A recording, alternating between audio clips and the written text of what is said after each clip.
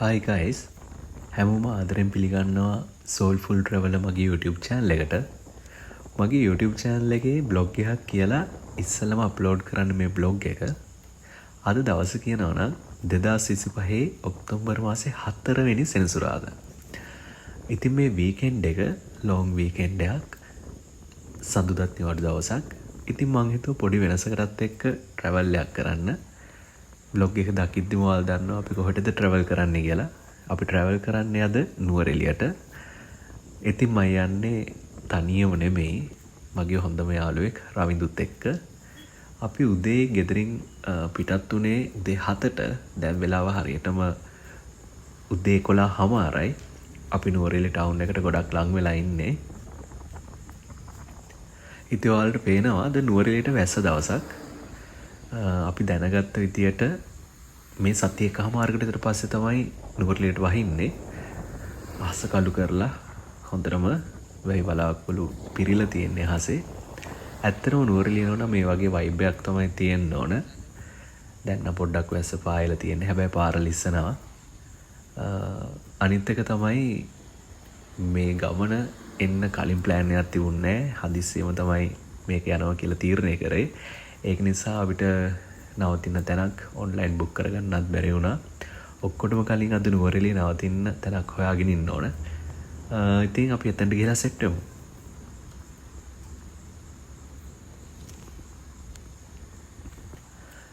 මේ තියෙන්නේ අපි නවතින්න තෝරගත්ත ප්ලේස් එක.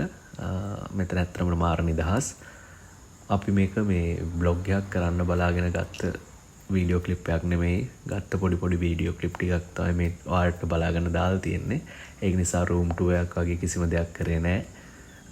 මේ තියෙන්නේ මේ හොටෙල් එකේ ලිවිං ඒරියා එක. ඔයාලට පේන විදිය මාරම ලස්සනයි. මාර වයිබ් එකක් තියෙන්නේ.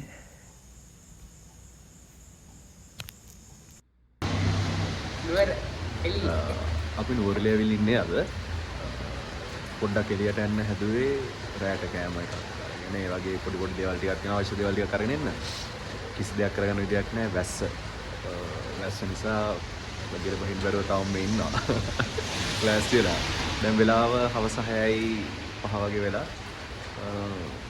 හොඳටම කරු වෙලා වටේම. යන්න ඇති. මේ දෙතයි. එන්නේ හොඳටම කරු වෙලයි. වැස්ස අඩු වෙනකන් ඉන්න වෙනවා.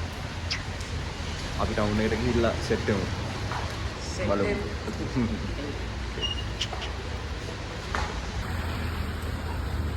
ආල්ට වෙන ඇති එළිය වහිනවා. මේක මේ වෙලාවේ මේ ඉදිරිය යන්න මාරු මේ වැස්සේ.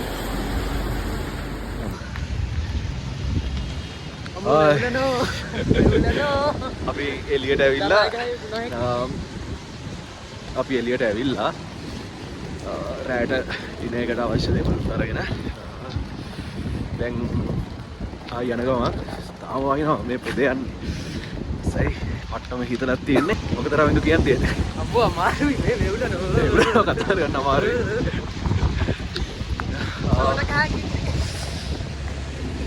ඔයාලා තියෙන්නේ ටවුන් එක. දැන් අපි බයික් එක නවත්තලා අපි දැන් යනවා. රයිට්. ට්‍රැක පැනලා තියෙන්නේ සීතලට. අපි හම්බෙමු. පොඩ්ඩක් ඉන්න.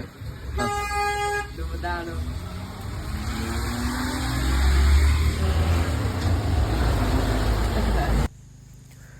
අද අපේ ට්‍රැවල් එකේ දෙවනි දවස. අද මේන් ටාගට් එක තමයි හෝටන් ප්ලේස් යන එක. දැන් වෙලාව උදේ 10ට විතර. අපි දැන් හෝට් ප්ලේස් යන ගමන් ඉන්නේ.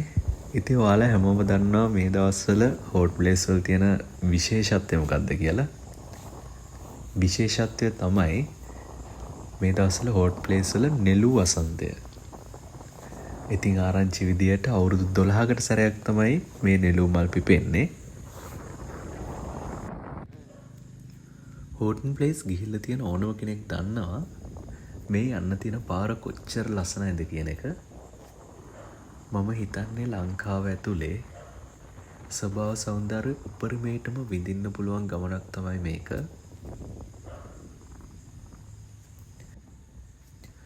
ඉතින් මම බයික් එක ඩ්‍රයිව් කරන ගමන් වුණත් මේ ලස්සන මේ සුන්දරත්වය දකින්න මේ පරිසරයේ තියෙන සුන්දර දර්ශනය දකින්න මම පොඩ්ඩක්වත් අමතක කරේ නෑ. මොකද කියනවා නම් මේ දර්ශනයට මම මාරම ආදරය කරන කෙනෙක්.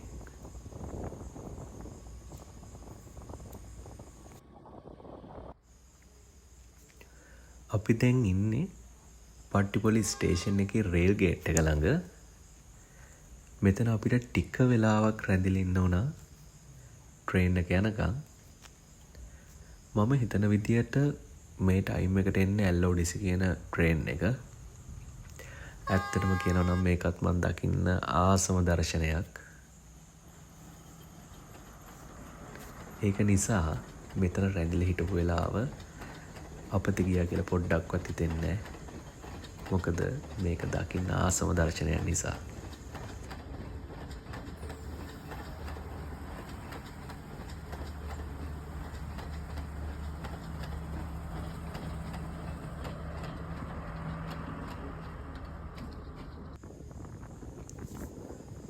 මේ ගමන අතරමඟදී අපි වගේම බයික් වලින් හෝටන් ප්ලේස් යන තවත් යාළුවෝ ගොඩක් සෙට් වුණා අපිට.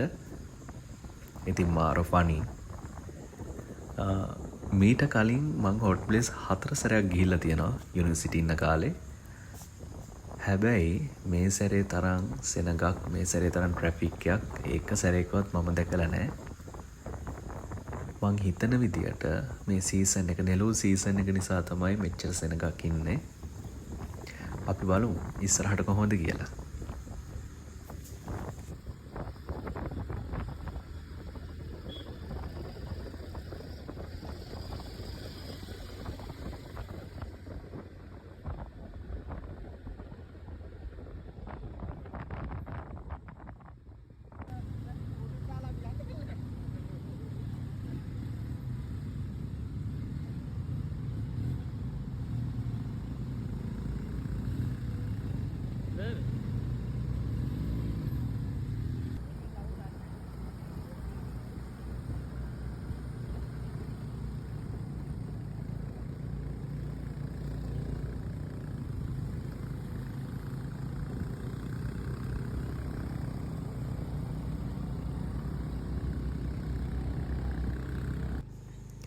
ටිකට් කවුන්ට් එකෙන් ටිකට්ස් අරගෙන අපි දැන් හෝටන් තැන්න රක්ෂිතයට ඇතුල් වෙලා තියෙන්නේ.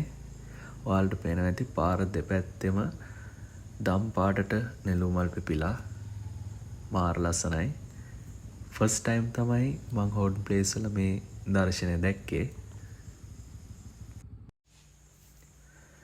ඇත්තටම හෝටන් ප්ලේස් කියන්නේ වෙනමම ලෝකයක්.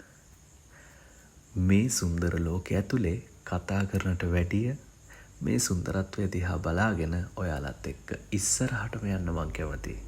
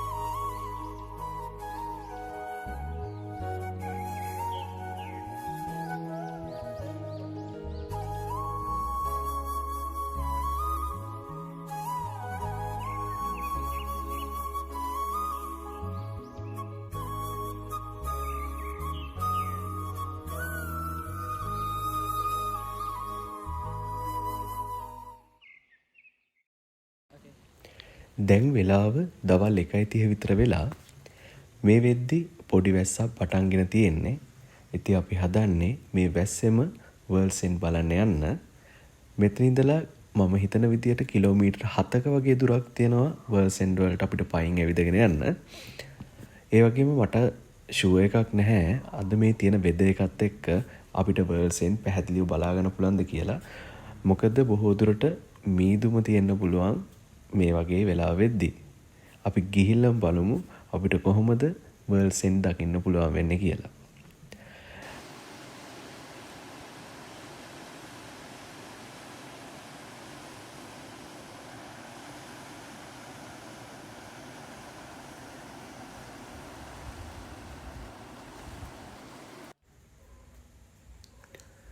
අපි දැන් ඉන්නේ වර්ල්ඩ්ස් එන්ඩ් වල.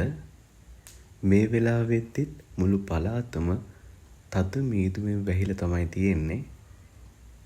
ඒක නිසා අද අපිට වර්ල්ඩ්ස් එන්ඩ් වල කිසිම දෙයක් පැහැදිලිව දැක්කන්න පුළුවන් කමක් නැහැ.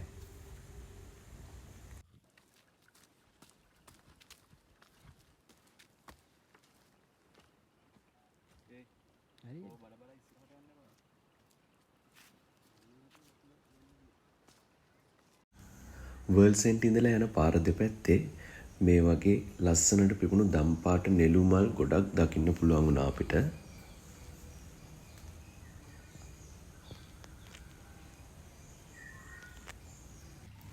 අපි වර්ල්ඩ්ස් එන්ඩ් වලින් එළියට එද්දී මුළු පළාතම මෙන්න මේ වගේ මීදුමෙන් පිරීලා තමයි තිබුණේ.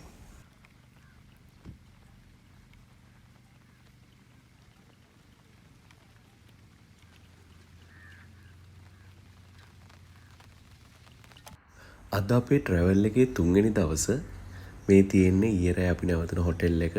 ඒක ලිවින් ඒරියා එක තමයි මේ විදිහට බලා ගන්න පුළුවන් වෙන්නේ.